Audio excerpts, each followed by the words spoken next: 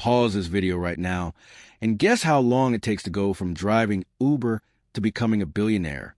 1 year? 5 years? 10 years? Try 847 days. The man I'm about to tell you about went from sleeping in his Toyota Camry between Uber rides to signing a $2.3 billion acquisition deal in less than 2.5 years. Forbes called it the fastest wealth creation in modern history. But here's the part that'll blow your mind. He didn't invent some revolutionary technology. He didn't discover oil. He didn't win the lottery.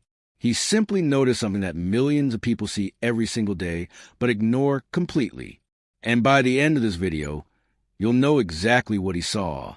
More importantly, you'll understand why 99.8% of people stay broke, while 0.2% become unstoppable wealth magnets.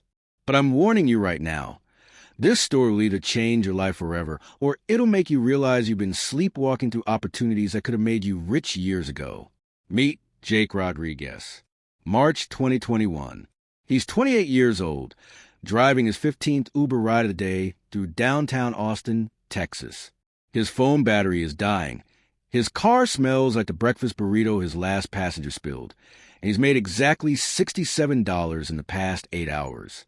But here's what makes Jake's story different from every other broke-to-billionaire story you've heard. Jake wasn't always struggling. 2 years earlier, he was a marketing director at a Fortune 500 company, making $95,000 a year.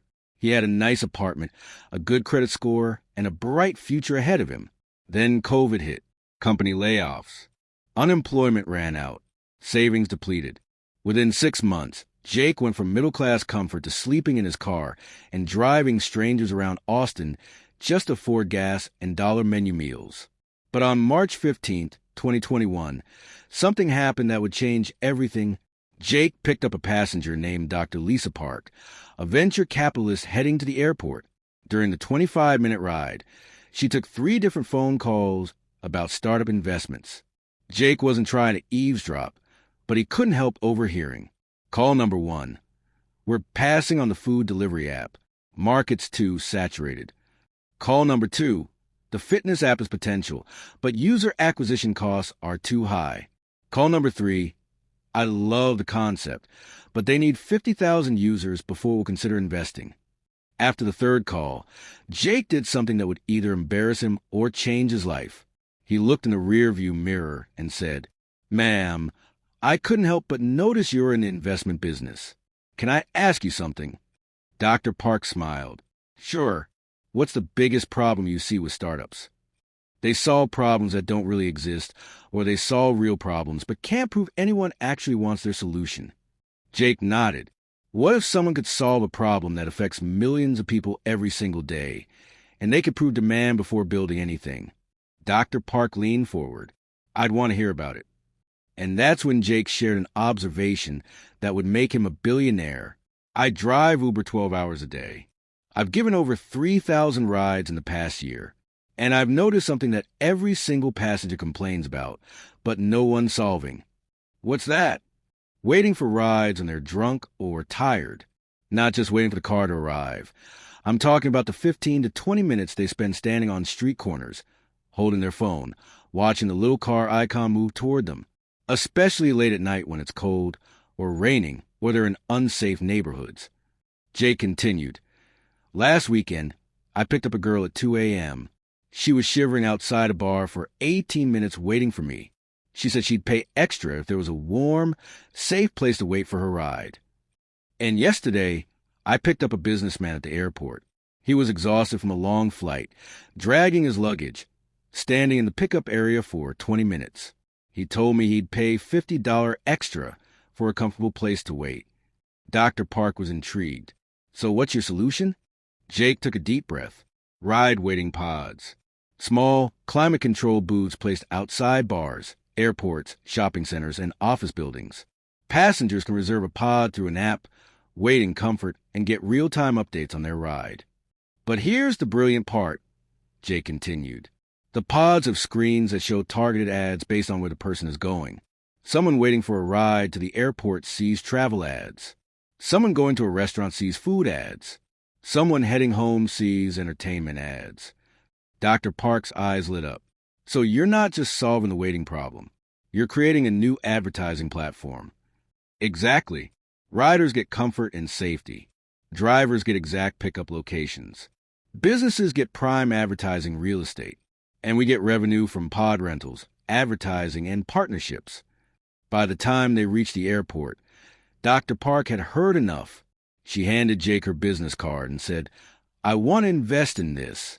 How much do you need to build a prototype?" Jake's heart was pounding. I don't know. I've never started a business before. Figure it out. Call me next week. That night, Jake didn't sleep. He researched pod manufacturing, advertising rates, city permits, and partnership opportunities. He created a business plan on his laptop in a 24-hour McDonald's.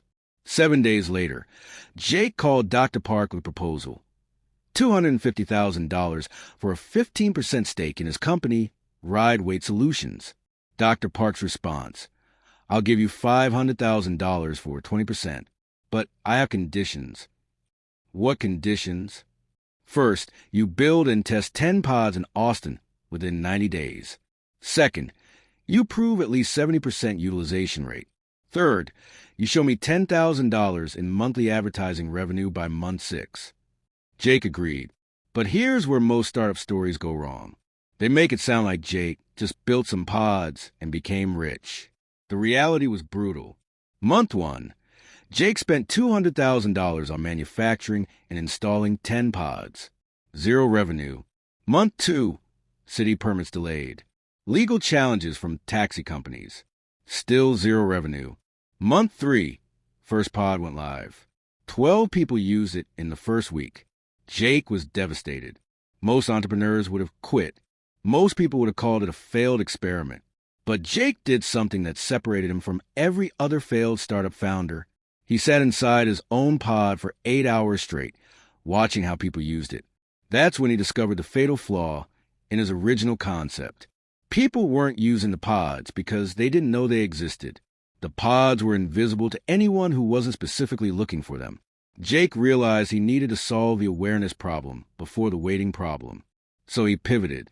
Instead of just placing pods randomly, Jake partnered with bars and restaurants to offer VIP waiting as a premium service. When customers paid their bill, they could add $5 to reserve a climate-controlled pod for their ride home. The results were immediate. Month 4, 200 people used the pods. $1,000 in revenue. Month 5, 800 people used the pods for $1,000 in revenue. Month 6, 2,100 people used the pods. $10,500 in revenue. Jake had met Dr. Park's conditions, but he didn't stop there. He noticed something else during his 8-hour pod observation session. People were taking selfies inside the pods. They were posting on social media. They were treating the pods like Instagram photo opportunities. Jake realized he wasn't just solving a transportation problem. He was creating a social media experience. So he added another feature. Each pod had a ring light, phone charger, and branded backdrop perfect for social media photos. Users could take professional quality selfies while waiting for their ride. The social media angle exploded. Hashtag RideWaitSelfie became a trending hashtag. Influencers started seeking out the pods. Local news stations covered the selfie pods taking over Austin. Month 7, 5,000 users, $25,000 in revenue. Month 8, 12,000 users, $60,000 in revenue. Month 9, 28,000 users, $140,000 in revenue. But Jake still wasn't satisfied. He had proven demand in Austin, but he wanted to scale nationwide. That's when he made the decision that would turn him into a billionaire. Instead of slowly expanding city by city, Jake decided to license his pod concept to other entrepreneurs. He would provide the technology, branding, and operational support. Local partners would handle manufacturing, installation, and maintenance. Within 12 months, ride-weight pods were operating in 47 cities across the United States and Canada. Jake was earning royalties from every pod, advertising revenue from every screen, and partnership fees from every installation.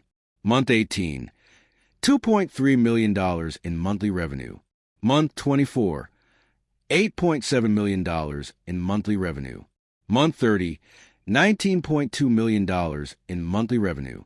But the real breakthrough came when Jake realized he wasn't just running a pod business. He was running a data business. Every pod tracked user behavior, location patterns, and demographic information. Jake knew exactly where people were going, what they were buying, and when they were most likely to make purchases. This data was worth more than the pod revenue. Google wanted the location data.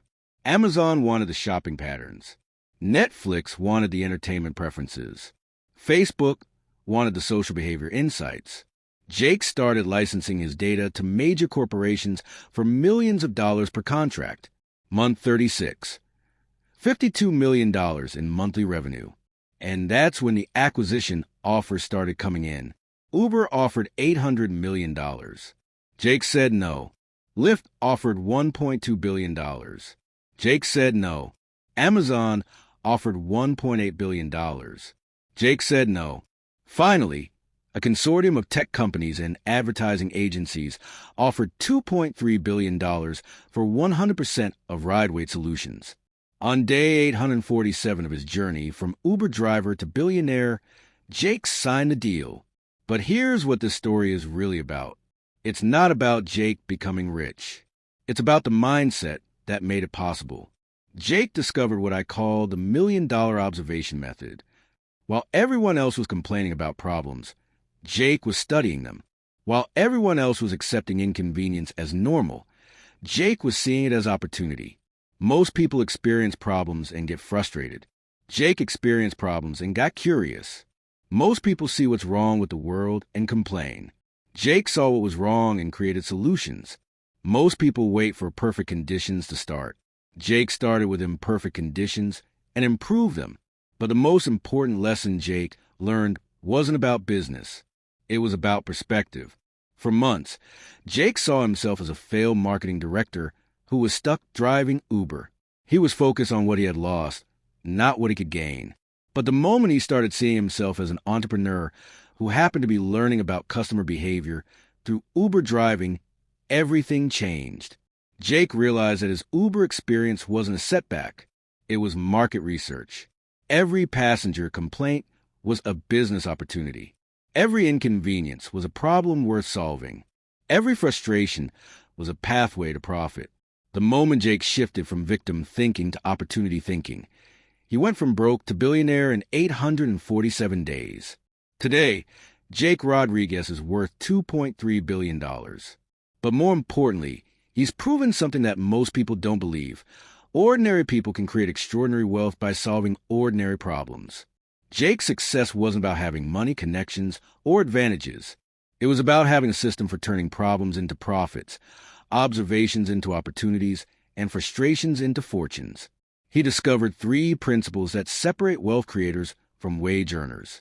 Principle 1. Problems are profit signals. Jake didn't avoid problems or complain about them. He studied them like a scientist. Every problem he encountered was a potential business opportunity waiting to be discovered. Principle 2. Proximity provides perspective. Jake's position as an Uber driver gave him unique access to customer behavior patterns that no market research could reveal. Sometimes the best business insights come from the closest proximity to real problems. Principle 3. Pivot power multiplies potential. When Jake's original pod concept didn't work, he didn't quit. He pivoted. The ability to adapt and improve based on real feedback is what separates successful entrepreneurs from failed ones. But here's the uncomfortable truth. Jake had these same opportunities available to him when he was making $95,000 at his corporate job. The difference wasn't the knowledge. It was a necessity. When Jake had comfortable income, he wasn't motivated to solve problems. When he was desperate, he discovered what he was truly capable of. Right now, you're surrounded by problems that could make you rich. Every frustration you experience is a potential business opportunity. Every inconvenience you encounter is a problem that millions of other people are also experiencing. So the question isn't whether opportunities exist around you. The question is, are you trained to see them? Because I guarantee you, whatever obstacle you're facing, Jake faced worse. Whatever disadvantage you think you have, Jake had bigger ones. The difference is simple. Jake decided that his problems were not bigger than his potential. Here's what I want you to do right now. Not tomorrow. Not next week. Right now. Take out your phone and write down 3 problems you complained about in the past month. 1 skill you could learn that would help you solve those problems. 1 small action you can take today to start solving one of those problems. Because here's the truth that most people can't handle. 5 years from now, you'll either be living proof that ordinary people can create extraordinary wealth, or you'll still be complaining about the same problems that could have made you rich. Jake Rodriguez didn't have some special gift. He wasn't born with advantages. He didn't have connections or capital. He had what you have right now. Problems. The choice is simple. You can complain about your problems, or you can solve them for profit. You can see obstacles as roadblocks, or you can see them as opportunities. You can wait for perfect conditions, or you can start with imperfect conditions and improve them. What's it going to be? Because I promise you this. If an unemployed Uber driver can build a $2.3 billion company by solving a waiting problem, then whatever challenges you're facing are not obstacles. They're opportunities, waiting for you to recognize them. Starting today, starting now, your $1 billion idea might be hiding in your biggest complaint. Find it,